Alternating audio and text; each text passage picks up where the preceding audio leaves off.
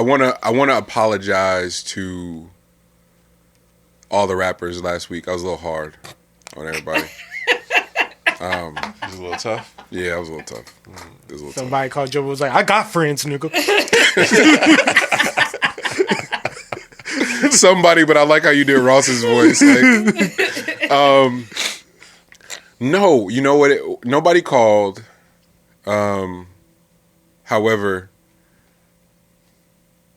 listening back, the intention was pure, but it's a podcast. It's supposed to be, people are supposed to take it out of context and leverage it how they want to. Not to say that anyone did that, but I realized how that information could be detrimental and misappropriated if and when or some shit, right? But and the tone and the sentiment could be lost and be like it don't matter past a certain point because niggas is hella emotional.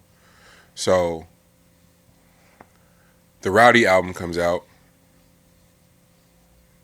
And I'm impressed, but then I'm simultaneously looking at Twitter, and people couldn't wait to call it trash. And nigga lost it, one hit, all this shit. And I'm like, whoa. It just came out. Okay. Oh, all right.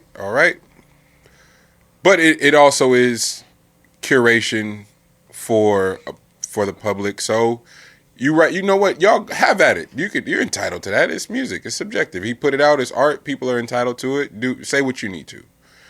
However, I'm listening to the lyrics,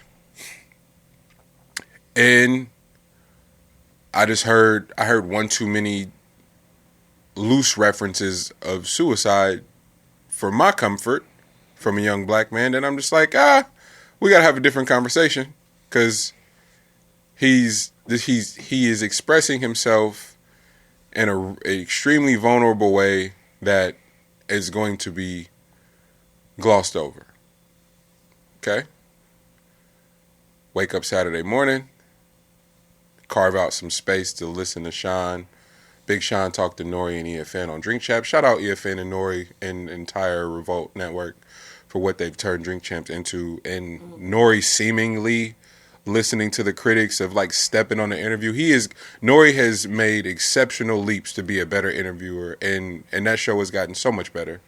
And I think people were hard on Nori, not because he was doing a bad job. I think people were hard on Nori because the platform was set up to be so perfect. Here is a rapper who's had ridiculous success, whether you know Nori's catalog or not. I personally do, and I'm a Nori stan. And from jump, when he would make his appearances on Hot 97, when he make his appearances on Combat Jack, it's like, yo, Nori would be tight. And then he gets his own show, and then it's even more amazing than you think because of the type of people he got to be on his show. And then the nigga just spent the whole 2 hours over talking him. It's like, oh gosh, I can't listen to this. But then he gets better, and we got to give my nigga his flowers because he's killing it right now. Shout out Nori. So has Sean on, but if you've been listening to the show, one of the running themes since the beginning of the show is his slight disdain for Sean because Sean kind of slighted him, or at least at the very least he felt like he slighted him. Ye goes on, the clip about Sean goes viral, now Sean has to come on the show, and the whole time I'm like, wait, are they not going to talk about the running theme of Drink Champs of Nori not really fucking with Sean because he felt slighted? And Sean's like, nah, nigga, we got to talk about you before we get to Ye. And I was like, oh, okay, bet. Sean a real nigga. This is awesome. They address it, whatever. Beautiful dialogue. But you get into it, and eventually they arrive at the conversation about Ye, and because I'm a real nigga, I'm so tuned in. All I hear is Sean on the, trying to stop. It sounded, his voice was cracking so much, it's like, is this nigga about to cry? And not in a, oh, you soft kind of way. It's like, oh, no, you hurt for real. And then he goes, yeah, man, I drove myself to the point of depression where I contemplated taking my own life. All right, we're 2 for 2. Sean is in the last decade, one of the biggest artists. I don't give a fuck who you are. There's no debating me on that. He's on the Mount Rushmore of the new niggas. It's not even close. Roddy had the biggest debut of any artist in the last decade. There's no debate. So here we got two of the seemingly top niggas talking about wanting to end their life on some industry rapper shit. We're not gonna count the Joes of the world. We're not gonna count we're not gonna count the Coles and working through their depression. We're not gonna forget Dot's Oklahoma op-ed. We're not gonna forget the Wale's. Like, okay, if all the top niggas are talking about their role and disdain for this industry, Draco gets murdered last night. Dolph dies a few weeks ago. Hey, man, can we just have can we just burn this bitch as it exists now and attempt to start over? Because something's not right. I can imagine it being fairly lonely initially, which is, I think that's where Roddy was. But I don't know about the Sean, at what point in the time frame he was in his depression or whatever. So he goes. Was it early or was it? No, he goes, man, I'm hella grateful. I get my shot, and I deliver. I deliver, and then parallel to that, I get one of the biggest placements of my life, and the click record goes up. The Mercy shit is doing what it's doing, and everybody's like, nigga, drop an album. And he's like, yeah, I got the best album of my life, Detroit. He can't get all the samples cleared. He can't get all the features cleared. So now he has to scramble, make another album, because everybody around him is leveraging his likeness and his status and have borrowed against the name of Big Sean. And they got to recoup. They got to pay this debt back. Hey, fam, you got to drop an album. He like, but I just did Detroit. They wouldn't clear this shit. I'm not necessarily ready. I'm not trying to hear that, fam. You got to leverage this shit right now with an album.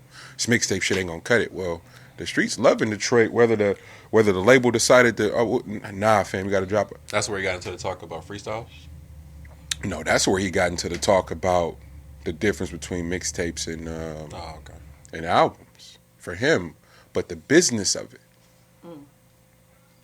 And the being burnt out. He's like, I internally knew what came out next to Detroit. We never figured that out, huh? There's an album. So Finally Famous, Hall of Fame, and then there's a window of Detroit and whatever the album is that came out next to that. To that. The dark one? Yeah, is it Dark Paradise? I don't. Yeah. He said that too, and I don't think it's. There's got to be one before that, isn't there? Is it Dark? It is Dark Sky Paradise. That's the third one. Paradise, yeah.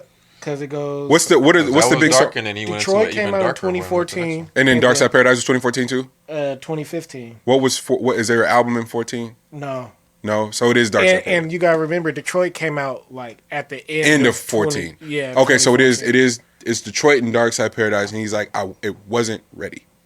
Yeah, I mean, he was dark on Dark Sky Paradise, and then he was even darker on I Decided, and then he like ran it up from there. But like, I feel like those two right there is, atypical. It's only one other artist that can actually live within that space, and we just be like, oh, that nigga's a pop star, so let him be. Let him be. And that's The Weeknd. Like, The Weeknd's the only one that gets away with the fact that he's always sad. Right. And, like, always on drugs. And, like, everybody just like, well, you're a superstardom, so, like, you do your artsy-fartsy thing over there. And people try to think he's happy. No, that nigga's really sad. That's his bag. My main apology is for Drake. Because now that we got a little bit more understanding, a little bit more framework around the business, his set list makes complete sense now. Oh, I'm checked out of this. This is just a fulfillment of a contract because I'm learning some shit and I don't like it. I'm generating a few billion. Nah. You other rap niggas, y'all might move the meter on some 7-figure shit. That's cute. But nigga, I'm generating $1 billion for these niggas to bust down. And my nigga had a hell of a week. My nigga just turned everybody around. You Oh. got a Ross one too? No. I'm actually gonna double down on Ross. I'm actually gonna double down. Yeah, I'm actually gonna double down on Ross. You gonna double dip in that one? I'm double downing on Ross, but it's only because I love him though. Got it. But Drake, Sean, Dot. We're talking about the niggas who are in the 1% of this bitch. Does that stand for do right and kill everything? Do right and kill everything. Do right and kill everything. I'm just trying to do right. And in the process, everybody stands to earn off of my likeness, nigga. I gotta go rap these shows. I gotta go stand next to this weird nigga in these boots, man. You don't have to. It's me. It's fucking me. I told you who was really held captive. Blink once if you don't want to be here, fam. Please do something. Nah, nigga. For the culture. I'm gonna go make this happen. But this nigga's crazy for the record. And then the Sean and Ye shit hurts a little bit more because Ye broke the fourth wall and showed us what his contract is set up like. And so for Sean to sit up there and go, yeah, I finally got my freedom, but this nigga got me fucked up. I'm going, but you got your freedom. Big Sean can now go be an independent artist or do whatever the fuck he wants to do and go figure it out from here. Guess whose name is sold in perpetuity and just on some business shit, they'll never sell it back to him.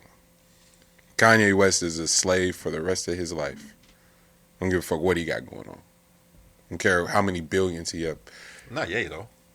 Not Ye. But Kanye West? Yeah. I mean, low-key, the comparatively. I mean, you would always want to have Kanye West, of course. But I don't know. His catalog is worth a lot. That's all I'm saying. Yeah, because I feel you 100%, my G. I get you. I feel you 100%, my G. Yeah, Ye, do whatever. It's for Kanye West to be if we're sold. Talking about music ain't worth whatever. Nah, there's some catalogs. There's a reason why they buying up these catalogs. So Come on, man. It's worth something. Thank you, G. And that's the point I'm getting to. Somehow, some way, we gotta make it up out this life. So, hey, you know what? All lies can lead to a song. I'm looking at it going, wait a minute. All the top niggas are telling us how miserable they are. And then there's this cesspool of children who are doing anything and everything that they can to get to where they think the top is. And the niggas at the top is going, hey, it ain't sweet up here. Please, don't do it. Did you listen to Tank's breakdown on Joe Budden show? Yes. That's how we got here. Hey. That's how I got here. This is exactly, Thank you. That's exactly how I arrived here. And then my nigga hit the group chat and go, yo, I went to see Tobe. That shit changed my life. And Sahai got up there and changed it even some. What the fuck are we talking about? Tobe go, hey, the phone ringing off the hook. I'm not fucking with you satanic ass niggas. Y'all could have it.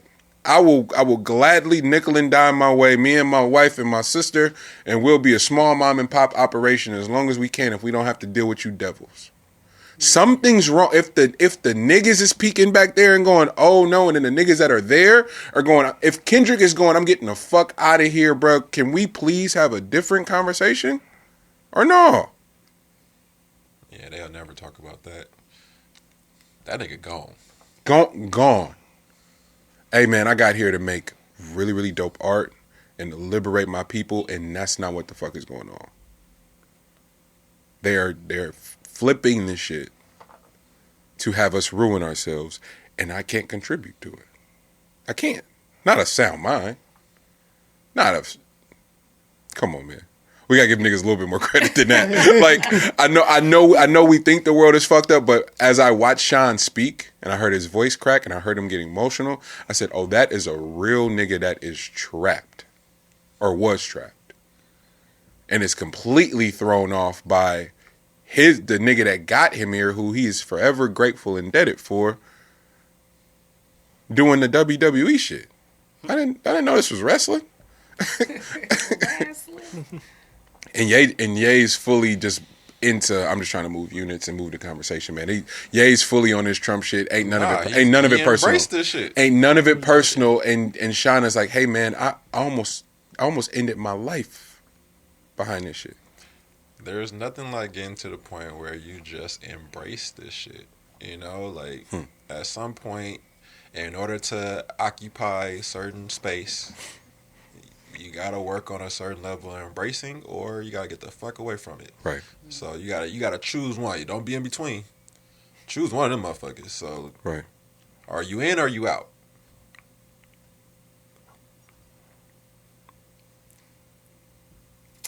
Simple. I think about that often, like the idea of where I would like to get to and what does that spot look like where it's like I would be able to have a life where what I created could pay for my life and have the freedom to kind of like move around how I want to, but also like I don't have a desire to go like too far. I'm not built to get behind the veil and see and operate. Like I know I would fall apart.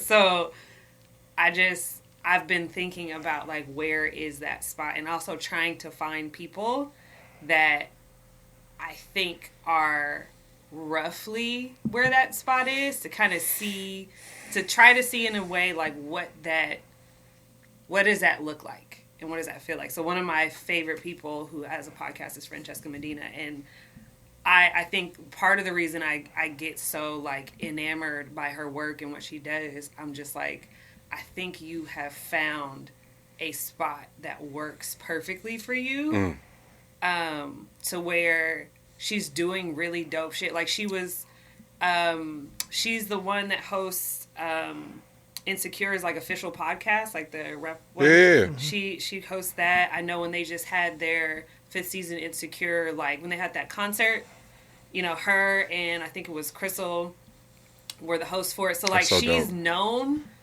by the people who need to know her for her to get the business that she wants to have. Right. But she's also like, I'm good on this other here, shit. and I don't need but she's also accepting. I know what that means. Like I know that, you know, I'm probably gonna cap out. Yeah, I'm going to cap out. But she's also like very spiritual minimalist. So she's like, I'm capping out and I'm fine. I'm absolutely fine.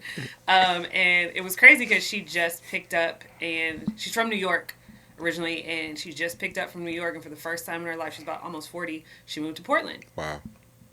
And she was just like, I'm gonna try to cultivate a space for Black creatives in Portland.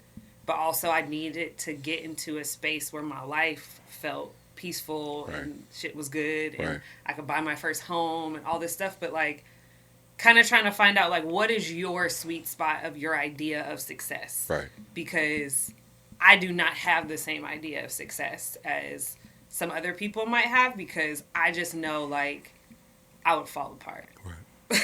I would fucking fall apart. Like I'm way too emotional for that. Which is a very important space. Like individuals need to know what their idea of success is, and you get that by getting to know yourself. And people need to do that first and foremost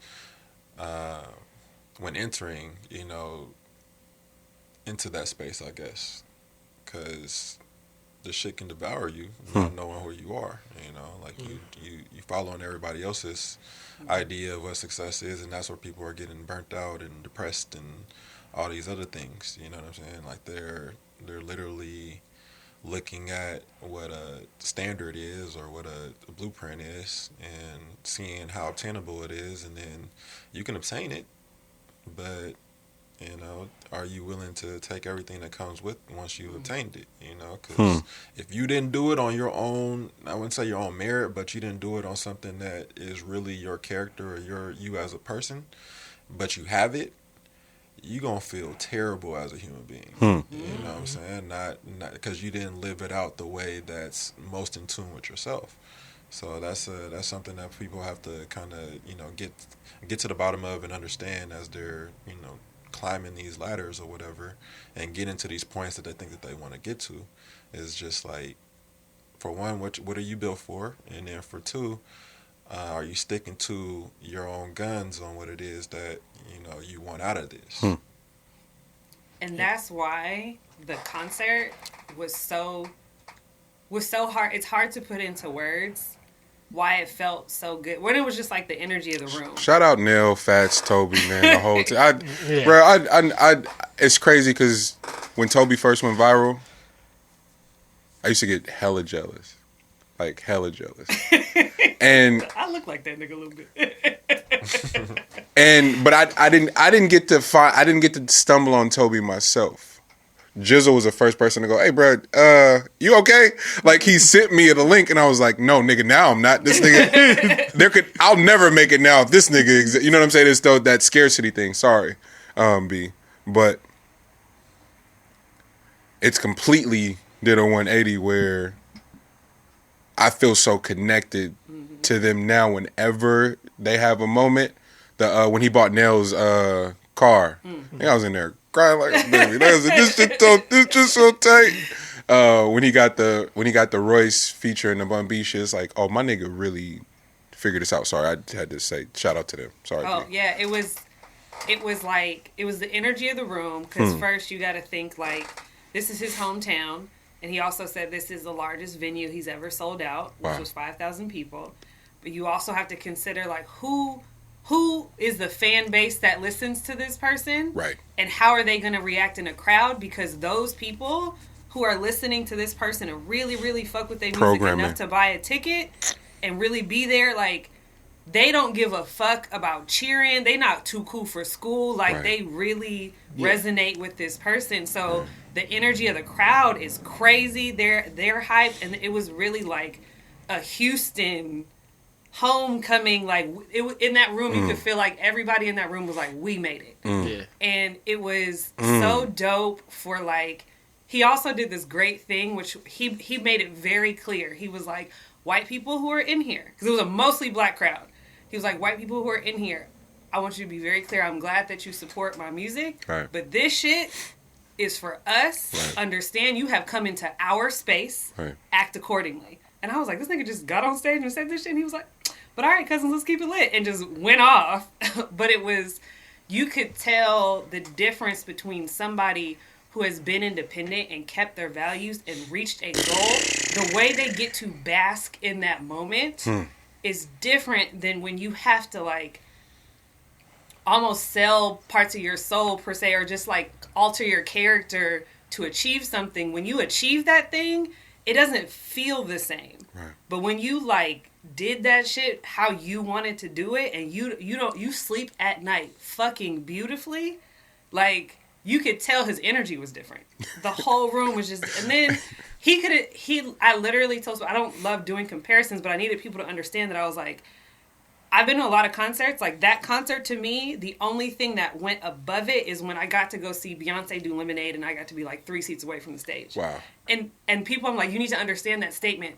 Beyonce, this is an independent fucking artist the machine. Who has pulled off a clean, crisp, beautiful. I've never heard a sound system in a venue sound that good.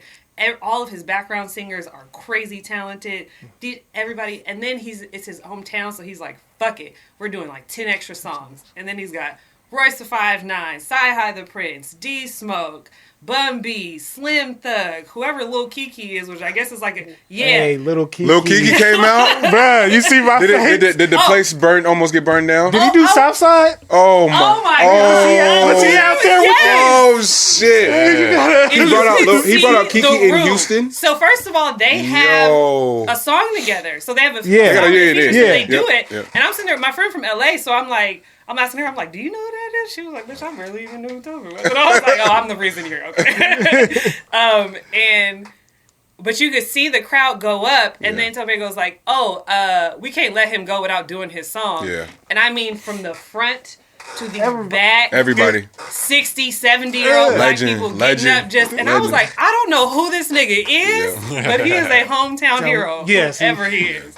And they lost their fucking mind. And was it Killer Chiron or something like that? Kelly on yeah. Oh, that guy. And then there was just so many features that I was like, he brought out all of Houston. That's amazing. Like the most beautiful fucking concert that could have been absolutely phenomenal with no features, and just what he chose was perfect. And I mean, they lost their fucking mind. That's amazing. So Meg didn't come outside.